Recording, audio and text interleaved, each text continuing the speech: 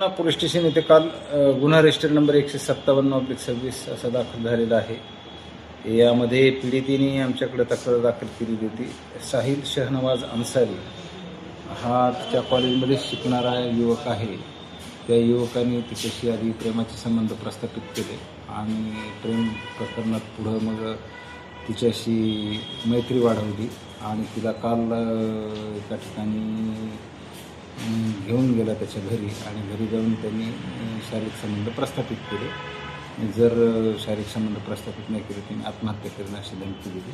त्याचबरोबर असंही आता तपासादरम्यान निष्पन्न होते की मी तुझ्याशी लग्न करणारच आहे, आपण लग्न करू, म्हणजे लग्नाचा आमिष दाखवूनसुद्धा त्यामध्ये शारीरिक संबंध प्रस्थापित केलेले अशा प्रकारची फिर्याद दाखल झाल्यामुळं त्याचा आम्ही तपास केलेला आहे. तपासाला सुरुवात केल्यानंतर यातील आरोपी साहिल शहनवाज अन्सारी यांना आपण काल अटक केलेली आहे रात्री आणि त्यांना रितसर आज माननीय कोर्टासमोर हजर केलेलं आहे. कोर्टाने त्यांना दिनांक 20 एप्रिलपर्यंत पोलीस कस्टडी रिमांड दिलेली आहे.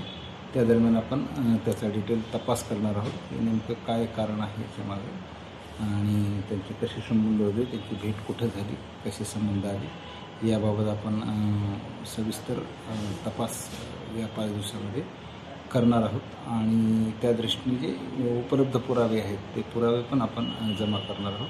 पीडितेकडून पण आणि आरोपीकडून पण पुरावे हस्तगत करणार आहोत. ते आपण करत आहोत आणि दुःखीनगर इथं त्याच्या राहत्या घरी त्यांनी अतिप्रसंग केलेला आहे असं सांगितलेलं आहे. त्या ठिकाणी पण आपण भेट दिलेली आहे, पंचनामा कारवाई पूर्ण केलेली आहे. यामध्ये आता पुढील तपास आम्ही करणार आहोत. सर, कसं आहे ते, कुठं राहत होता, कसं वातावरण होतं आजूबाजूचं? दुःखीनगर भागामध्ये अगदी छोटे अगदी कंजेस्टेड घरं आहेत. त्या घरामध्ये तो राहतो. त्याचे आई आणि वडील इथं नसतात. आई बाहेरगावी म्हणजे गावाकडे गेलेली आहे, बिहारचा आहे, तो बिहारकडे गेलेली आहे आणि वडील परदेशामध्ये नोकरी करतात, तिकडे नोकरीनिमित्त ते गेलेले आहेत. हा आणि याचा लहान भाऊ हे दोघेच असतात. त्या छोट्या 10 बाय 10च्या 2 रूममध्ये ते राहतात.